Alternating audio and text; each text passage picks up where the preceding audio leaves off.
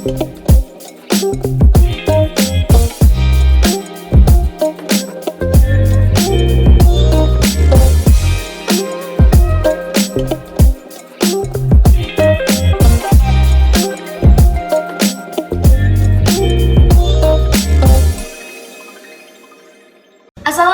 warahmatullahi wabarakatuh. Sampurasun. Perkenalkan, nama saya Fikri Nurjana, NPM 10080017269 dari bidang kajian Manajemen Komunikasi Fakultas Ilmu Komunikasi.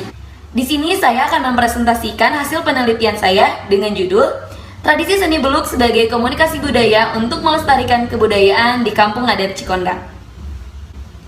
Yang pertama, konteks penelitian. Teman-teman di sini mungkin jarang dan tidak pernah mendengar apa itu seni tradisi beluk.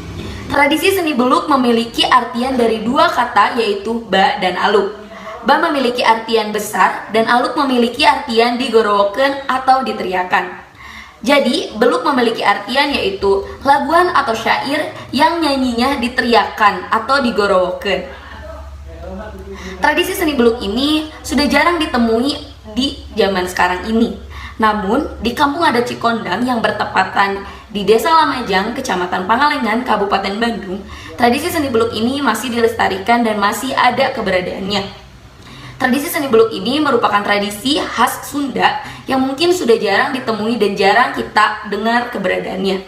Namun, di Kampung Adat Cikondang ini, tradisi seni beluk masih selalu digelarkan, khususnya ketika bayi baru lahir di Kampung Adat Cikondang. Maka dari itu, saya selaku peneliti mengangkat tentang tradisi seni beluk bagi bayi baru lahir. Lalu, kenapa apa hubungannya dengan kebudayaan? Karena tradisi seni beluk merupakan tradisi yang dimana tradisi adalah suatu penciptaan atau suatu hasil dari kebudayaan, maka tradisi seni beluk ini adalah kebudayaan yang masih dijaga dan dirawat keberadaannya khususnya oleh masyarakat Kampung Adat Cikondang. Selanjutnya, pertanyaan penelitian. Pertanyaan penelitian ini terbagi atas 4. Yang pertama, bagaimana situasi komunikatif pada tradisi seni beluk bagi bayi baru lahir di Kampung Adat Cikondang?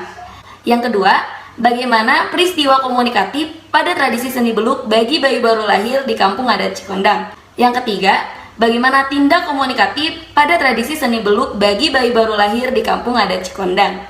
Dan yang terakhir, bagaimana komunikasi budaya yang terjadi pada tradisi seni beluk bagi bayi baru lahir untuk melestarikan kebudayaan di Kampung Adat Cikondang.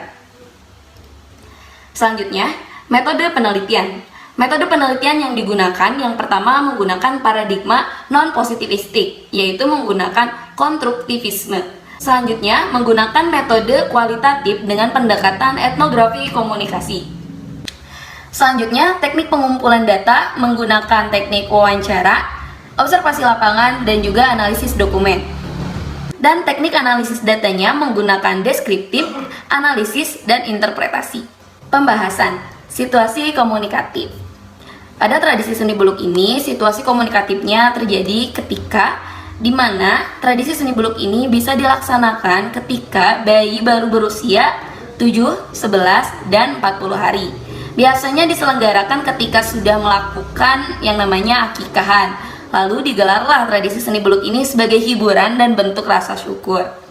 Lalu juga tradisi seni beluk ini dilakukannya bisa siang maupun malam hari, tergantung dari pelaksana yang ingin menyelenggarakannya kapan. Lalu peristiwa komunikatif.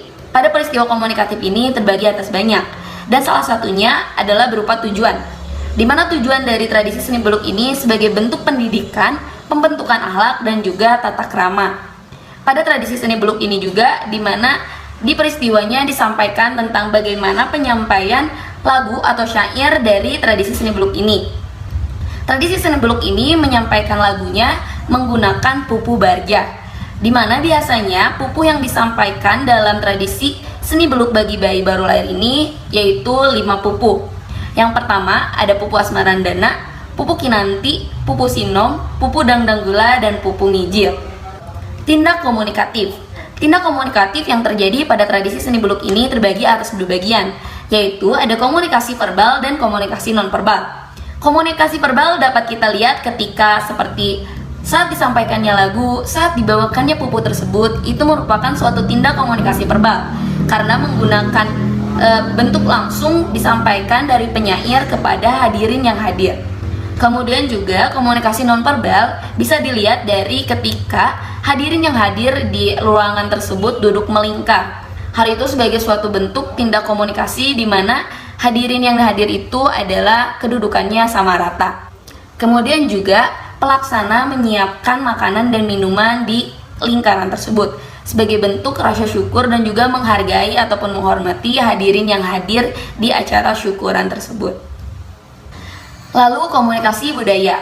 Komunikasi budaya yang terjalin di Kampung Adat Cikondang ini terjadi ketika bagaimana masyarakatnya ingin melestarikan kebudayaan. Kebudayaan di sini yaitu tradisi seni buluk ini. Dengan menurun-temurunkan tradisi seni buluk ini dari mulut ke mulut dari tiap generasinya.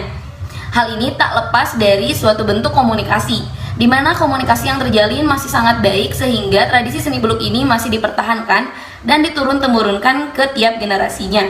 Sehingga hingga saat ini tradisi seni buluk masih ada keberadaannya di Kampung Adat Cikondang. Sekian presentasi yang dapat saya sampaikan dari penelitian saya ini. Mohon maaf bila ada salah-salah kata dalam penyampaian atau penuturan kata. Wabillahi taufiq walhidayah. Wassalamualaikum warahmatullahi wabarakatuh.